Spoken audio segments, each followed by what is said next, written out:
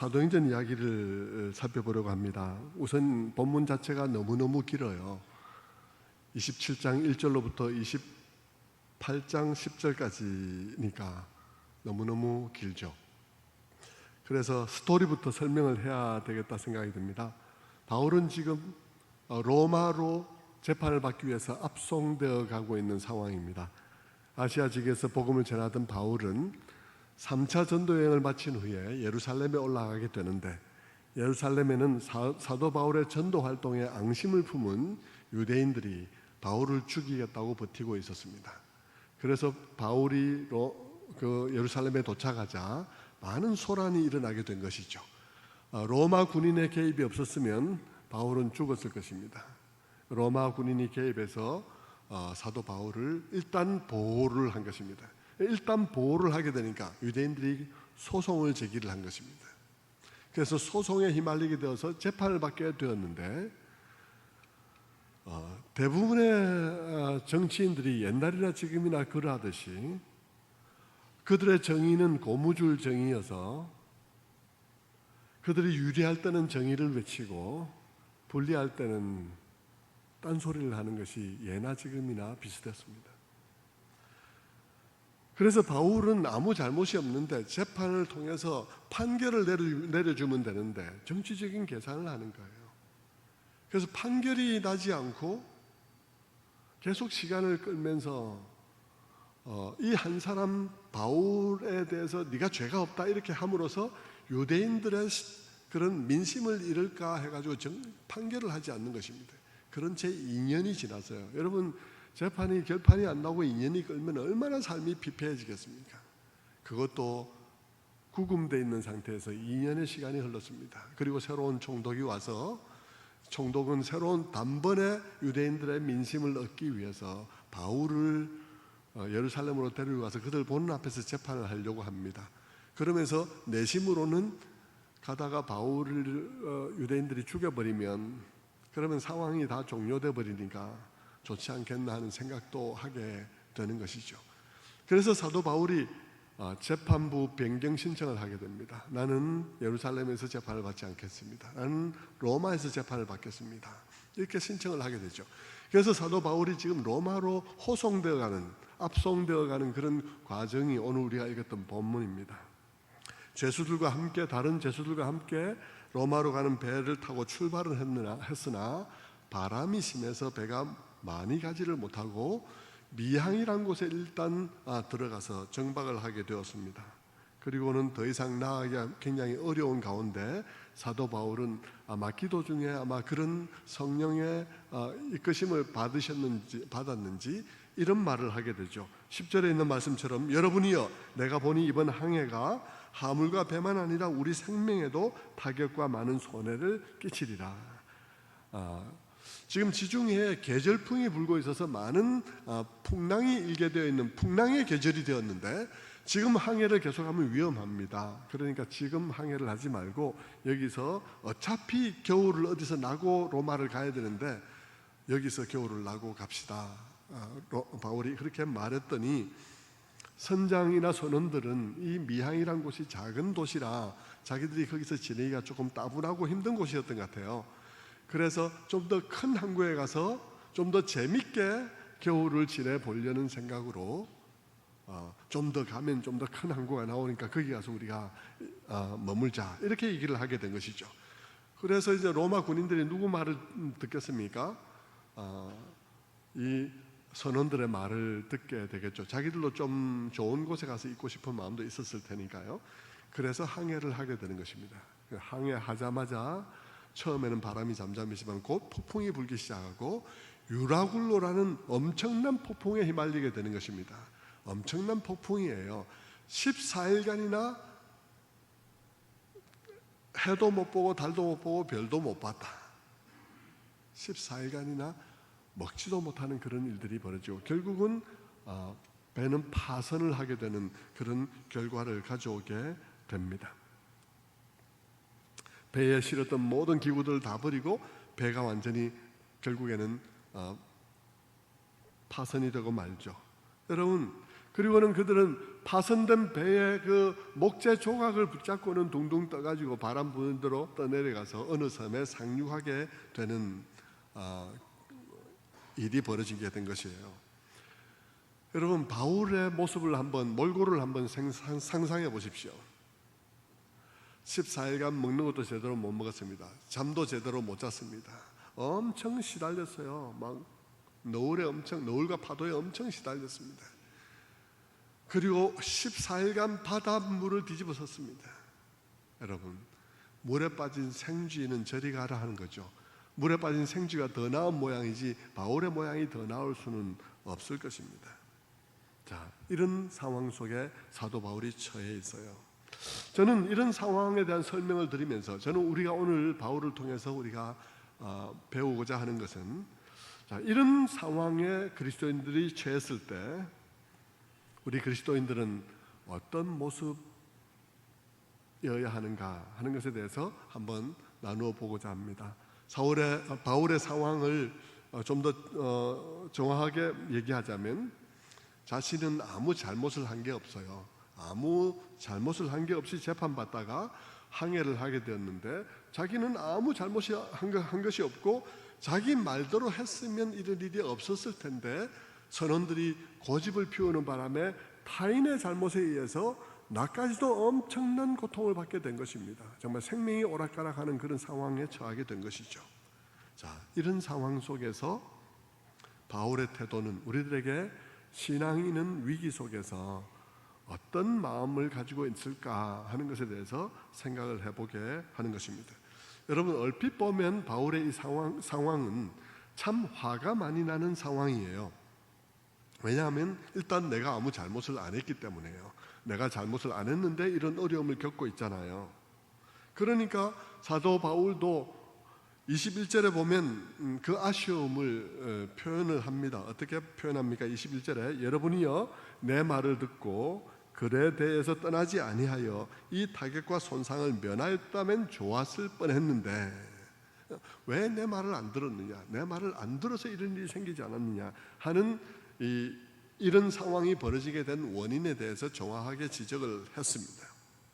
그런데 여기서 이제 사도 바울에 대해서 이제 우리가 주목해서 보는 것은 이 다음부터인데, 일단 그렇게 원인, 이런 상황이 어떻게 해서 생겼는지 원인을 제시하고 난 다음에 사도 바울이 보여주는 중요한 신앙적인 덕목은 이 엄청난 고생이 분명 자기 때문이 아니고 누군가의 고집스러운 행동 때문에 일어난 일이지만, 그는 짜증을 낸다거나 원망을 한다거나 이 일에 대한 책임 소재가 어디에 있나, 많은 선원 중에서 누가 그런 소리를 했나, 이것을 따지고 원망하고 불평하고 하는데 많은 시간을 소비하지 않았다는 것입니다. 그는 이것이 왜 이런 상황이 왔는지에 대해서 분명하게 한번 지적을 하지만 그러나 원망과 분노의 언급은 하지 않습니다. 성도 여러분, 오늘 우리는 어떨까요? 우리는 대개 어떻게 가고 있나요? 우리는 대개 내가 어떤 일에 잘못이 없다면, 그러면 우리는 죽어라 그 책임을 밝히는 일에 최소 온 힘을 다합니다. 그래서 모든 것이 다 멈춰버릴 수 있죠. 그러나 내게 잘못이 있을 때는 어떻게 합니까? 우리가 내게 잘못이 있을 때는 그것을 덮느라고 또 난리를 피는 것입니다. 그러나 여러분, 바울은 그렇게 하지 않아요. 이런 양극단에 내가 관련이 없으면 이것을 끝까지 난리를 치고, 내가 관련이 있으면 어떻게든 그것을 덮어버리고 하는 그런 극단에 바울은 서 있지 않습니다. 바울은 그렇게 하지 않고, 이런 고통스러운 상황에서도 바울은 그들이 비록 바울의 말을 듣지 않아서 이런 엄청난 불행을 가져왔고 엄청난 고통을 그 자신도 겪고 있지만, 그러나 바울은 언제까지나 그 페이지에 머물러 있지 않습니다. 바울은 그 다음 페이지로 넘어가고 있습니다. 27장 22절의 말씀을 보면 이렇게 말하죠. 이제는 안심하라. 너희 중 아무도 생명에는 아무런 손상이 없겠고 오직 배뿐이라. 내가 속한 바 내가 섬기는 하나님의 사자가 어젯밤 내 곁에 서서 말하되 바울아 두려워하지 말라. 내가 가이사 앞에 서야 하겠고 또 하나님께서 너와 함께 항해하는 자를 다 내게 주셨다 하였으니 그러므로 여러분이 안심하라. 나는 내게 말씀하신 그대로 되리라고 하나님을 믿노라. 사도 바울은 누군가의 잘못된 판단으로 엄청난 고생을 하게 되었는데도 불구하고 누군가를 비난하는데 온 시간을 다 소비하지 않고 그런 다음 페이지를 기대하며 그들을 격려합니다. 여러분, 어려움이 생긴 것은 어려움이 생긴 거예요. 그리고 고통받을 수밖에 없어. 우리가 다 함께 고통을 받습니다. 억울하죠. 어느 놈이 그런 일을 했네. 그 말 누가 했어? 말을 하고 싶기도 합니다. 그러나 사도 바울은 정확하게 그 원인이 무엇인지를 지적하고 난 후에는 다음 페이지를 향해서 나아가는 것입니다. 하나님께서 이 상황에 함께하고 계시다.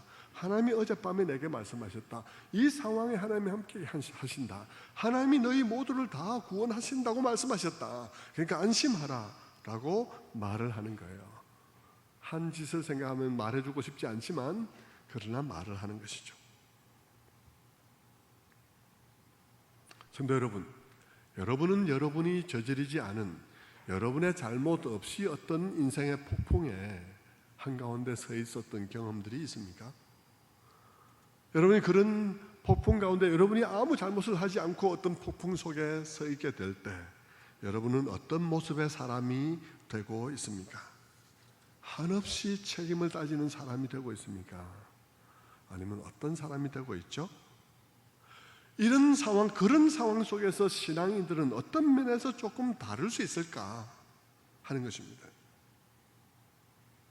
여러분, 이런 어려운 상황, 인생에 복잡하게 되어진 이런 상황 속에 있어서 믿음의 사람들은 그것을 원인을 따지고 원인을 살펴보는 물론 하지만 그 페이지에 언제까지나 머물러 있지 않습니다. 믿음의 사람들은 그 페이지에 언제까지나 머물러 있지 않고 하나님의 일하심에 대해서도 열려 있는 것입니다.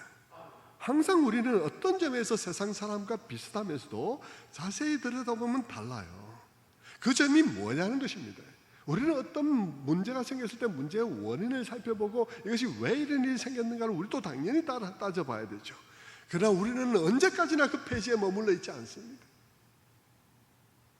우리는 하나님께서 이 페이지에도 하나님이 함께 하셨을 뿐만 아니라 참 이 고통스러운 상황에도 하나님께서 함께하고 있었을 뿐만 아니라 하나님은 그 다음 페이지도 쓰고 계시다는 사실에 대해서 열려있는 사람들입니다.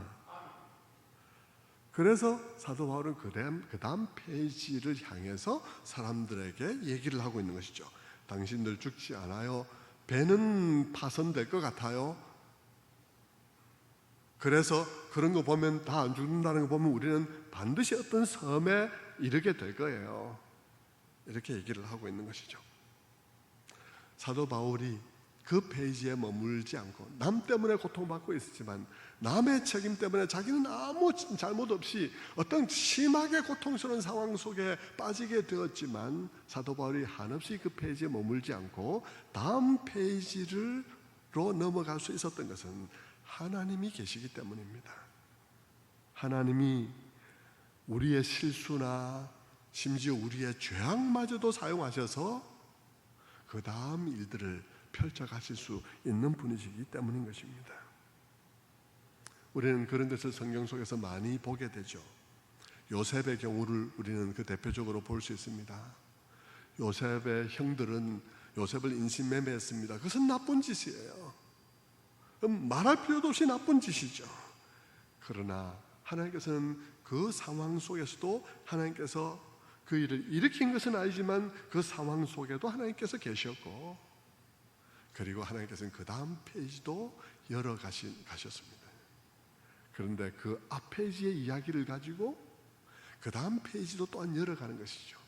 한없이 앞 페이지에 머물러 있는 것이 아니라 앞 페이지의 것을 가지고 그 다음 페이지를 열어가신 거예요.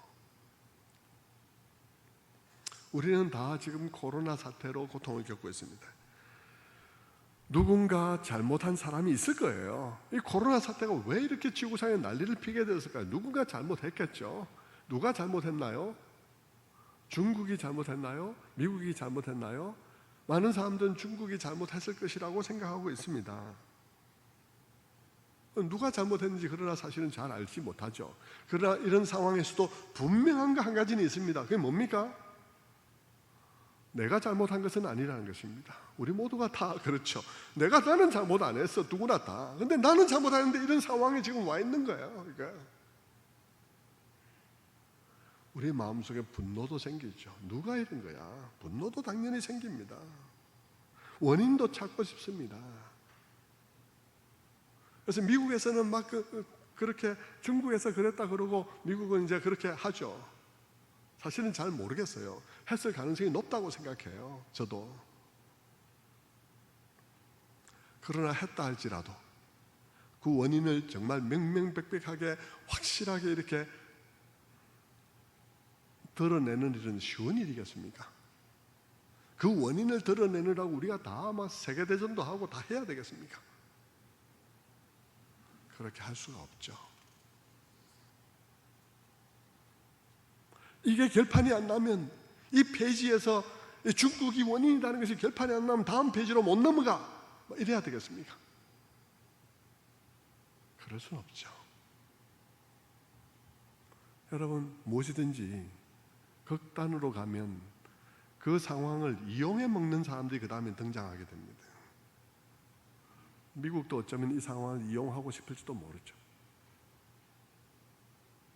실제 원인이 중국에 있다 할지라도 어쨌든 어떤 그 상황을 이용하려는 사람들이 나올 것입니다.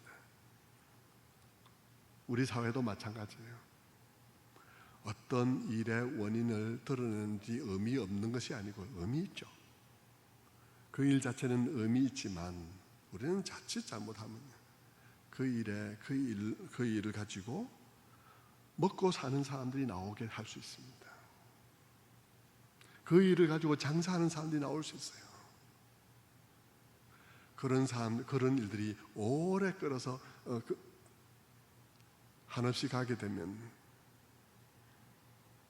보통 인간이 아닌 사람들이 덤벼들게 되는 것입니다. 대의가 나쁜 게 아니에요. 대의는 우리는 다 옳은 것입니다. 당연히 그러해야 되고 당연히 원인은 알아야 되고 당연히 이것을 주장해야 되고 그렇습니다. 그러나 우리가 정말 힘든 것은 그것을 오래 우리가 가다 보니까 점점 거기에 각종 기생충도 끼이게 되고 한다는 것이죠. 그게 국민들이 힘든 것이죠. 국민들은 다 순수한 지지를 보냅니다. 국민들의 마음은 다 순수하죠. 정말 붕괴하죠. 정말 그런 일은 반복되면 안 됩니다. 그런데 거기에 그걸 가지고 장사하는 사람들이 나오는 거죠. 정의를 팔아서 이 속을 챙기는 사람들이 나오는 것입니다. 그것이 국민들이 정말 기분 나쁘고 정말 힘든 것이죠. 여러분 바울이 탄 배를 한번 보십시오. 풍랑 중에 누구 때문에 이 풍랑 가운데 들어오게 되었나? 이 문제가 해결이 안 되면 우리는 다음 페이지로 넘어갈 수 없어. 그러면 다 빠져 죽을 수밖에 없습니다. 여러분, 오늘 이 코로나 사태에서 수많은 사람들이 자기는 아무 잘못을 한 일이 없이 누군가의 실수에 의해서 아니면 누군가의 의도에 의해서 이런 상황들이 벌어진 가운데서 이 고통을 받는 가운데 기독교인들은 무엇을 배울 수 있을까요? 우리는 하나님을 믿는 마음으로 이 모든 것들에 대해서 잘 대처해 가야 하는 것입니다. 여러분, 믿음은 방역을 안 하는 게 아닙니다. 믿음은 조심을 안 하는 게 아니죠. 마찬가지로 여러분, 우리가 믿는다는 것은 어떤 일의 원인에 대해서 규명하지 않는 것 아닙니다. 어떤 일이 재발을 방지하기 위해서 우리가 노력하지 않는 건 아닙니다. 당연히 해야 되죠.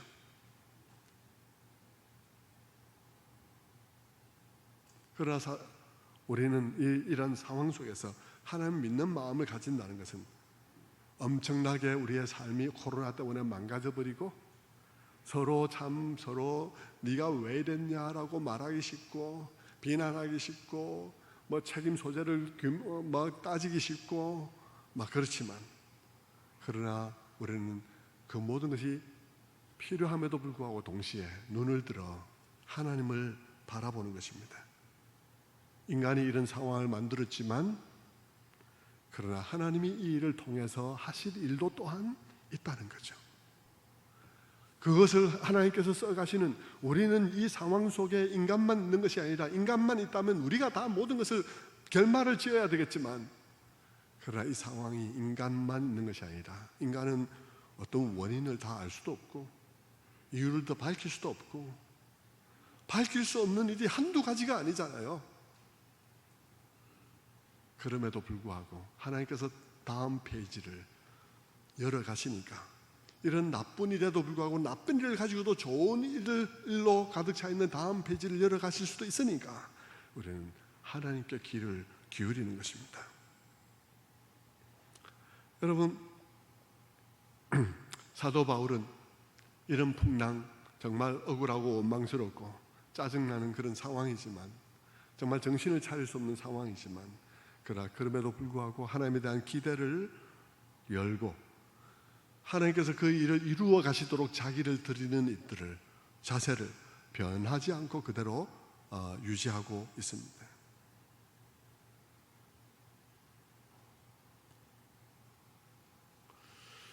성도 여러분, 하나님께서는 모든 것을 다 알고 계시죠. 우리의 이 상황 속에서 벌어진, 실제 누가 어떤 일을 했는지, 그게 중국인지 뭔지, 또 그 이후에 이것을 다루는 일에 있어서 누가 잘못했는지 하나님은 모르는 게 아니죠. 하나님은 다 알고 있는 가운데 그 일이 벌어졌습니다. 하나님이 알고 있는 가운데 그 일을 하나님께서 허용하시든지 아니면 어떤 방식으로든지 그 일이 일어나게 했다면, 그 일이 일어났다는 것은 하나님께 허락을 맡았다는 거죠. 그것이 그렇게 하나님께서 하라라고 했든지, 아니면 그냥 허용하고, 아니면 인간이 너무 죄악으로 가득 차 있는 인간이라서 그냥 그 악한 대로 내버려 두든지 간에 하나님은 그 상황을 알고 계셨다는 것입니다. 어떤 일이라도 하나님께서 알고 계셨다는 것은 무엇을 뜻하냐 그러면, 하나님이 그 다음 페이지를 써갈 때 이 일을 반드시 참고하시고 이 일을 반드시 사용하셔서 그 다음 페이지를 써가신다는 것을 의미하는 것입니다. 그러니까 내가 여기서 결말을 낼 수 없을 때에도 있는 거죠. 결말이 낼 수 없을 때에도 하나님께서 그 일을 가지고 해가실 일들에 대해서 우리의 마음은 열려 있어야 하는 것입니다. 아까 요셉의 이야기를 했습니다만, 요셉이 인신매매 될 때 하나님께서 그 상황을 몰랐겠습니까? 알았습니다. 하나님께서 그것을 시켰습니까? 아닙니다. 형제들이 그 마음속에서 분노를 가지고 계속 그렇게 하니까 하나님께서 내버려 두신 것이죠. 내버려 두셨지만 하나님께서는 아셨습니다. 하나님께서 아셨다는 것은 뭐냐 그러면, 하나님께서 그 상황을 가지고 다음 일들을 만들어 갈 때 그 상황을 사용하신다는 것입니다. 하나님이 모른다는 것이 아니죠. 모르는 가운데 일어났으면 하나님께서 그 사실을 까마득하게 모른 채 다음 일들을 해가겠지만, 하나님이 아신다는 거죠. 모든 것은 하나님 앞에서 결제 맡아야 되는 거기 때문에 하나님께서 아신다는 거예요. 그러니까 요셉에게 일어났던 그 흉악한 일도 하나님께서는 알고 계신 가운데 허용하든지 내버려뒀든지 어쨌든지 간에 하나님께서 아는 가운데 일어났기 때문에 그 다음 페이지를 써가는 일에 있어서 그것을 사용하는 것이죠. 그래서 어떻게 됩니까? 요셉과 야곱의 이야기를 보면 요셉이 어떻게 되죠? 야곱의 아들들이 정말 한 일은 정말 나쁜 일이에요. 인간이 그런 일을 하면 안 되죠. 그런데 정말 아이러니한 일은, 그들이 한 그 흉악한 일이 그들을 구원하는 일이 됐다는 것입니다. 그들이 저지른 그 흉악한 일이 그들을 구원하는 일이 되었어요. 그게 하나님께서 하시는 일이에요. 다음 페이지는 그렇게 될 수도 있는 거예요. 그때만 그런 것이 아니라 예수님의 십자가도 그렇습니다. 예수님의 십자가는 어떤 사건입니까? 그를 팔고 그를 찌른 자가 그 흉악한 행위로 자기를 구원하는 일이 되게 한 것이죠. 하나님이 그렇게 우리가 상상할 수 없는 방식으로 일을 펼쳐가기에 우리는 우리의 삶 가운데 일어나는 많은 일들 가운데서도 항상 하나님이 이 일을 알고 계시고 하나님이 이 일을 가지고 다음 페이지를 써가실 수 있다는 사실에 대해서 내 생각을 열고 있어야 된다는 것입니다. 항상 내 생각을 거기에 열고 이 상황을 살아가야 하는 거예요. 우리는 이 코로나 상황 속에 살아가면서도 뭐 처음에 출발이 중국에서 했는지 어떤지 뭐 놔두고라도 우리나라 상황 속에 있어서도 뭐 누가 잘했니 못했니 뭐 얘기 있을 수 있죠. 얘기 있을 수 있지만 그것을 뭐 다음에 그런 일을 방지하기 위해서 재발하는 걸 방지하기 위해서 원인을 밝혀봐야 될 부분도 있을 수 있겠습니다만 그러나 여러분 그걸 하든지 하지 않든지 어느 경우에도 우리의 마음은 항상 이 페이지 다음 페이지를 하나님께서 이 페이지를 사용하셔서 다음 페이지를 쓰고 계시다는 생각에 대해서 사실에 대해서 우리의 생각이 열려 있어야 되는 것입니다. 그것이 열려 있으면 우리는 모든 문제를 잔혹한 방식이 아니라 너무 매몰스러운 방식이 아니라 굉장히 제너러스한 방식으로 너그러운 방식으로 그 일들을 해나갈 수 있는 것이죠.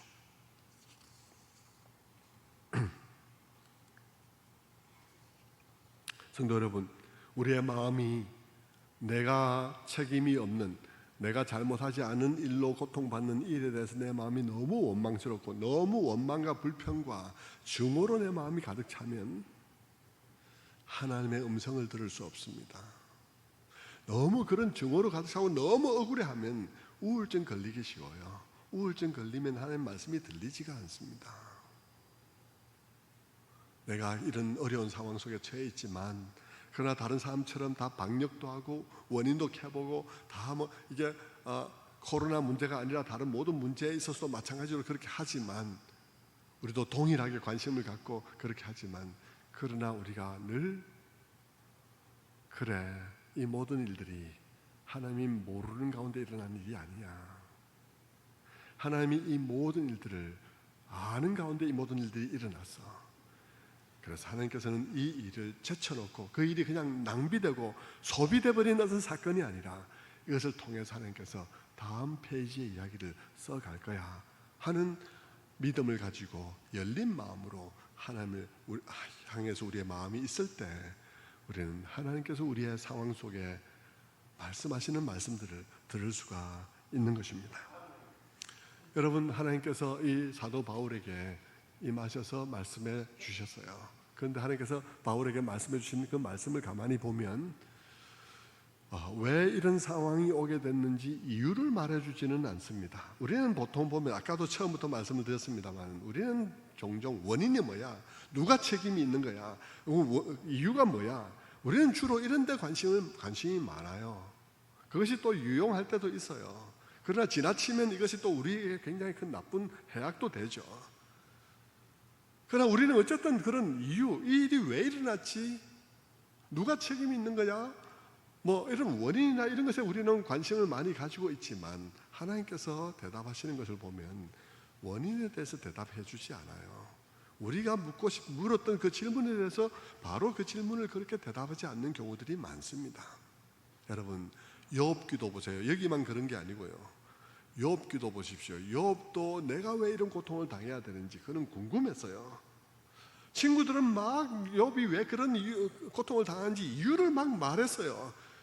욥도 나는 그건 아니야. 너희들 그건 잘못 알고 있어. 그러면서 하나님 도대체 이유가 뭔지 이유를 알게 해주세요. 이유를 알면 내가 이 상황을 좀 더 잘 돌파할 수 있지 않을까요? 이유를 가르쳐 주세요. 하나님께서는 욥에게도 이유를 말해주지 않습니다. 이유를 말해주지 않고 네가 이 세상에 만들어질 때 네가 어디 있었냐 이러면서 하나님이 위대하심, 하나님의 광대하심을 드러내고 느낄 수 있게 해주세요. 사도 바울도 마찬가지입니다. 사도 바울도 많은 의문이 있었겠죠. 이건 뭐 하는 거예요, 하나님? 왜 이런 일이 일어난 거예요? 누가 잘못한 거예요? 의문이 있었겠지만 하나님께서는 바울에게 나타나서 그 의문에 대해서 하나도 대답하지 않습니다. 그리고는 하나님께서 말씀하시죠. 내가 계획한 건 하나도 바뀐 게 없어. 로마로 가기로 한 거 그대로 가는 거야. 로마로 가기로 한 거 그대로 가는 거야. 풍랑이 만나서 배가 쪼개진다고 해서 내가 계획한 거 바뀌는 거 아무것도 없어. 너는 로마 가는 거야. 다만 로마로 가는 길이 네가 생각한 거하고 다른 거지. 로마로 가는 방법이 네가 생각한 거하고 다른 거야. 나는 내 방식으로 일을 하는 거야. 네 배에 탄 사람 아무도 죽지 않아. 하나님께서 그렇게 말씀해 주세요. 그 일을 통해서 사도 바울에게 하나님이 얼마나 위대하시며 얼마나 우리가 상상할 수 없는 방식으로 일하시는 분이신지를 드러내시는 거죠. 여러분, 우리는 이것이 이런 이유가 뭐예요? 그 원인과 이유를 알면 더 잘 버틸 것 같지만 아니에요. 하나님의 위대하심을 내 영혼이 깨닫는 순간 우리는 모든 것을 더 잘 견뎌요. 하나님의 위대하심을 내가 알게 되면 그 다음에 이유 몰라도 돼요. 몰라도 넘어갈 수 있어요. 모든 걸 다 맡길 수 있어요. 왜 그런 일을 하는지 가보면 알게 될 거라고 믿을 수 있어요.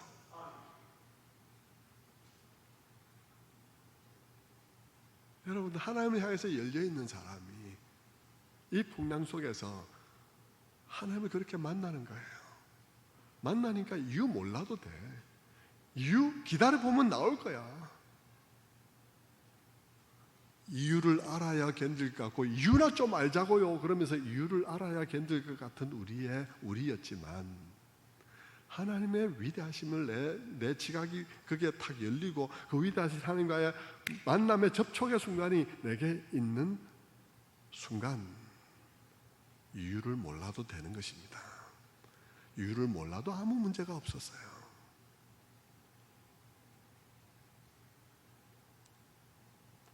여러분, 우리는 늘 이유를 알면 더 잘 견딜 것 같이 생각하지만 이유를 알아서 신앙생활을 하는 신앙생활은 늘 올라갔다 내려갔다 하게 되어 있습니다. 내가 이해되는 만큼은 그때는 이해되니까 믿는 것 같았는데 좀 더 큰 파도가 오면 이게 이해가 안 되니까 떨어지고, 그래서 천당과 지옥을 늘 왔다 갔다 하게 돼요. 이유를 알아야 하는 신앙생활로는 그렇습니다. 이유 물론 알아야 됩니다. 우리가 좀 따져봐야 되긴 한데 여러분, 이유로 우리의 신앙생활을 하는 게 아니에요. 그런데 여러분, 모든 것에 대해서 이해하고 합리적으로 이해해서 신앙생활을 하는 사람이 아니라 하나님을 알아서 신앙생활을 하는 사람은 흔들리지 않아요. 하나님을 알게 되어서 신앙생활을 하는 사람은 파도 와도 흔들리지 않습니다. 바울은 그런 사람이었습니다. 그래서 바울은 교회들을 위해서 기도할 때도 그랬죠. 그들의 마음 눈을 밝히사 우리 구원을 받는 우리들에게 행하신 그런 베푸신 능력의 지극히 크심이 어떠한지를 알게 하시기 원하나이다. 하나님의 사랑이 얼마나 큰지, 그 능력이 얼마나 큰지를 알게 되기를 원합니다라고 그는 기도했던 것이죠. 성도 여러분, 이 어려움 속에서 지난 동안에 여러분, 그 위대하신 하나님을 만날 시간입니다. 지금이야말로 그 위대하신 하나님을 만날 시간이죠. 폭풍이 하나님을 만나는 시간이에요. 여러분, 믿음의 사람들의 고백들 중에서 폭풍 가운데 하나님을 만나지 않고 평탄한 가운데 하나님 만난 사람이 있으면 나와보라 그러십시오. 없어요. 너희는 만날 만한 때에 나를 찾으라, 나를 부르라, 그렇게 말씀하시는데 지금이 만날 만한 때인 것입니다. 하나님의 말씀을 받은 후에 바울은 모든 사람들을 이렇게 안심을 시켰는데 결국 그의 말대로 배가 파선을 하고 말아요. 그리고는 전부 다 이 나무 조각을 붙잡고는 둥둥 떠내려가서 갔는데 모두가 다 한 섬에 도착을 하게 되었습니다. 섬 가까이 가서 배가 바닥이 얕은 데에서 배가 이렇게 다 해체된 것이니까요. 그래서 그 섬에 다 올라갔습니다. 올라가서 보니까 그 이름이 28장 1절에 있는 멜리데다, 오늘날로 말하면 몰타예요. 멜리데가 몰타입니다. 몰타가 어디 있냐 그러면 지도를 한번 보여주시죠. 몰타 보면 저기 지금 빨간색 동그라미 쳐져 있는 곳입니다. 여기서 출발해서 로마로 가고 싶었죠. 저 위에 로마로 가고 싶었죠. 파란색. 그런데 이탈리아 반도 밑에 있는 아주 자그마한 제주도만한 섬인 몰타에 배가 간 거예요. 그리고 거기에 아주 물에 빠진 생쥐보다도 더 초라한 모습으로 떨면서 불을 쬐고 있는 바울의 모습. 그는 생각했을 것입니다. 내가 어쩌다 여기 와 있지. 그런데 여러분, 생각해 보면 우리도 우리가 인생을 살아가는 동안에 때때로 우리도 우리의 몰타가 있습니다. 살아가면서 우리도 살아가면서 우리가 한 번도 그런 상황에 설 것이라고 상상도 안 해본 상황에 어느 날 우리가 나도 모르게 보니까 와 있는 거예요. 어쩌면 코로나 사태도 우리들을 각자에게 몰타일 것입니다. 한 번도 상상해보지 않은 상황에 와 있는 것입니다. 여러분, 바울이 상상도 안 해본 몰타라는 곳에 상상도 안 해본 모습으로 상상도 안 해본 사람들과 함께 그곳에 있는 것처럼 여러분도 여러분이 살아가는 날 동안에 어느 순간에 여러분이 상상도 안 해본 상황에 그 자리에 있게 된 적이 없습니까? 바울이 가고자 한 그 로마는 위대한 나라였어요. 세계적인 제국이었고 그냥 세계를 호령하는 나라였고 거기에는 세계를 좌우하는 인물들이 있는 세계 문화의 중심지였죠. 바울은 거기에 가고 싶었습니다. 그런데 웬걸 풍랑을 만나서 난리를 치다 정신을 차려보니까 로마는커녕 몰타예요. 제주도만한 몰타예요. 바울이라는 대사도가 일하기에는 너무 작은 곳이죠. 바울처럼 중요한 인물이 그곳에 있기에는 너무 작은 곳이고 초라한 곳입니다. 어쩌면 우리들의 몰타도 그럴 수 있습니다. 그것은 내가 생각하는 내가 있을 곳이 아닐 수도 있습니다. 엄청난 폭풍을 겪고 간신히 살아남아서 정말 나무 쪼가리 붙잡고 떠내려가서 바람 부는 대로 떠내려가서 해변에 닿고 보니까 몰타예요. 로마가 아니라. 우리 인생에 그럴 경우들도 있을 수 있는 것입니다. 우리는 이 코로나라는 이런 태풍 속에서 우리 가운데 많은 사람들이 또한 이것이 나의 몰타구나 하고 그곳에 도달할 수도 있습니다. 그런데 여러분, 오늘 본문이 우리에게 보여주는 것은 바로 그 몰타, 너무나 초라해 보이고 한 번도 상상해 보지 않았던 그런 상황이지만 바로 그곳에서 하나님께서 바울이 할 일을 가지고 계시더라는 것이죠. 바로 그곳에서 바울이 만나야 할 사람들을 준비하고 계시더라는 것입니다. 여러분, 바울이 마침내 이 모든 몰타에서의 사역을 다 끝내고 돌아보면 어떻겠습니까? 몰타에서 제일 중요한 인물의 가정에 초대되어져서 그 가정에서 대접받다 보니까 그 아버지가 열병과 이질에 걸린 것을 발견하게 되고, 그리고는 그것을 보면서 회심의 미소를 띠면서 하나님께서 이것을 통해서 일하려고 나를 불렀구나 생각하면서 그가 안수해서 기도할 때 그가 병이 났고 온 동네 사람들이 놀라서 다 뛰어나와서 그에게 안수받으면서 예수를 믿고 치유받는 이런 일들이 일어났을 때 바울이 그 일을 모두를 다 겪고 돌아보면 무슨 말을 했겠습니까? 그때는 모든 게 이해되는 거죠. 전에는 이해 안 됐는데, 전에는 폭풍 속에서 이유가 뭡니까? 도대체 뭘 하자는 것입니까? 그랬지만 하나님께서는 거기서는 하나님의 위대하심만 보여주시고는 지금 나중에 가면 알게 돼. 나중 가서 돌아보면 어떻습니까? 무슨 말을 하게 될까요? 많은 믿음의 사람들이 자기 인생에 폭풍 가득했던 자기 인생을 다 살고 난 다음에 뒤를 돌아보면서 뭐라고 고백하던가요? 그래, 그때 그 태풍은 있었어야 해. 그때 그 태풍은 불었어야 했어. 그때 내 배는 파손했어야 됐어. 그 목적이 있었던 거야. 사람들은 그렇게 고백을 하게 되죠.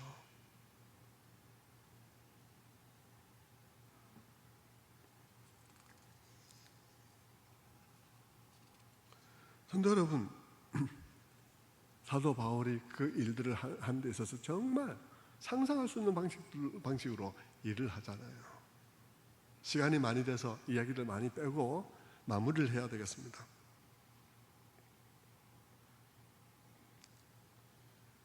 섬 위에 올라가서 이제 불을 쬐는데 나무를 이렇게 가져와서 나무를 불에 집어넣다가 재수없게 손에 독사가 물러서 대롱대롱 매달렸습니다. 바울로서는 기가 막힐 수 있는 상황이에요. 참았던 원망이 튀어나올 수 있는 상황입니다. 내가 뭐 잘못했다고. 지금 간신히 그 폭풍에 시달리고 이제 육지에 올라와서 이제 살았구나 했는데 독사가 뭐냐고. 바울을 지켜보는 사람들도 말합니다. 그 28장에 가면 사람들이 그렇게 말해요. 저 사람이 도대체 무슨 죄를 지었기에 저런 일이 생기냐고. 살인자냐고. 그럽니다. 그들이 그렇게 말하는 이유는 바다에서 그 폭풍에서 살아나오는 게 보통 운이 아닌데 그런 운 좋게 살아나왔는데 끝내 죽는 것은 정의의 여신이 그를 살려줘서는 안 된다고 생각했기 때문이라고 생각한 것이죠. 그런데 사도 바울은 그런데도 불구하고 원망하지 아니하고요, 폭발하지 아니하고 그는 그 뱀을 그냥 태연히 떨어버렸습니다. 바울만 그것을 떨어버리는 거 끝난 게 아니에요. 사람들이 그를 지켜보고 있잖아요. 저 사람이 이제 죽었구나. 이제 사람들은 그 바울이 경련을 일으키면서 몸이 퉁퉁 부으면서 죽어가는 것을 볼 것을 기다리고 있었습니다. 그렇게 될 거라고 생각하고 있었죠. 바울이 태연하게 그것을 떨어버리고 원망도 하지 아니하고 당황하지도 아니하고 그것을 떨어버렸습니다. 사람들이 생각이 바뀌었어요. 조금 전에는 살인자인가 무슨 죄를 저질러서 흉악한 죄를 저질렀기에 저랬나 했던 사람들이 바뀌어서 신이구나, 이 사람 신이 아니냐, 이렇게 얘기를 하게 되었습니다. 성도 여러분, 그런 걸 보면 우리는 사람들의 일시적인 평가에 좌우되어서는 안 되겠죠. 우리는 하나님 앞에서만 하나님 반응해야 되겠죠. 사람들의 말에 반응해서는 안 되겠죠. 그렇게 떨어버렸습니다. 바울은 왜 그럴까요? 바울은 믿고 있었습니다. 뭘 믿고 있었냐? 로마도 보아야 하리라. 자기는 지금 로마로 가고 있는 중이라는 사실을 그는 굳건하게 믿고 있었습니다. 하나님이 로마로 가라 했으니까, 로마에 가서 시자 앞에 서라 했으니까, 그러니까 나는 로마로 가는 거야. 이 모든 과정은 다 로마로 가는 길 가운데 일어나는 일이야. 로마로 가는 길이야, 이건 다. 그는 그런 믿음을 가지고 있었습니다. 여러분, 바울의 믿음은 그런 것이었어요. 여러분의 믿음은 어떤 믿음입니까? 우리는 믿음이라고 할 때 무엇을 기대합니까? 많은 사람들은 믿음이라고 말할 때 이렇게 생각해요. 믿으면 독사에 안 물리지. 믿으면 풍랑이 안 생겨. 믿으면 배가 파손되지 않아. 여러분, 바울에게는 믿음이 그게 아니에요.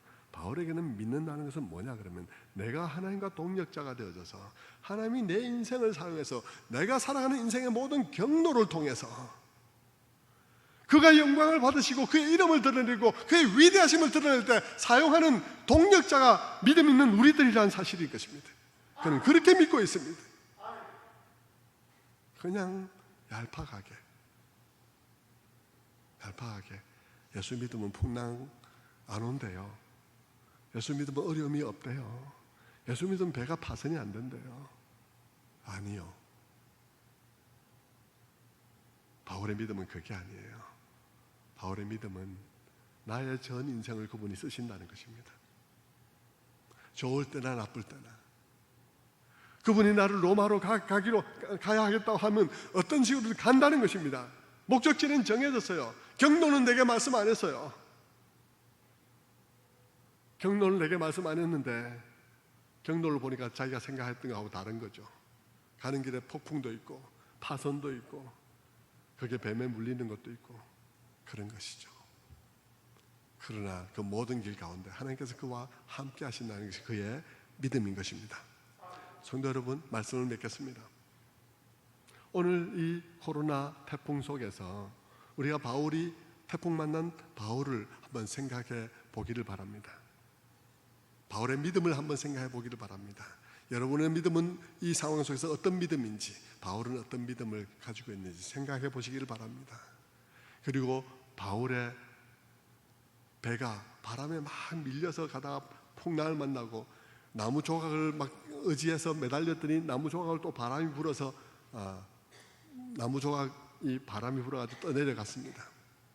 여러분, 그 바람에 대해서 뭐라고 정리할 수 있겠습니까? 바울의 인생을 바람이 밀고 갔지만, 바람이 밀려가는 것 같은 그의 인생의 그 바람을 하나님이 밀고 가신다는 사실입니다. 바울의 배를 바람이 그래 몰고 갔지만, 그 배 조각을 바람이 몰고 갔지만, 그러나 그 바람을 몰고 가는 분은 하나님이란 거예요. 그래서 우리는 풍랑 가운데 있을 때 불어대는 그 풍랑만 보지 마시고 풍랑을 통해서 역사하시는 하나님을 바라볼 수 있는 우리가 되어야 할 것입니다. 코로나가 불어오는 것만 보지 마시고 코로나를 통해서 역사하시는 다음 페이지를 써가시는 하나님을 볼 수 있게 되기를 바랍니다. 기도하겠습니다. 하나님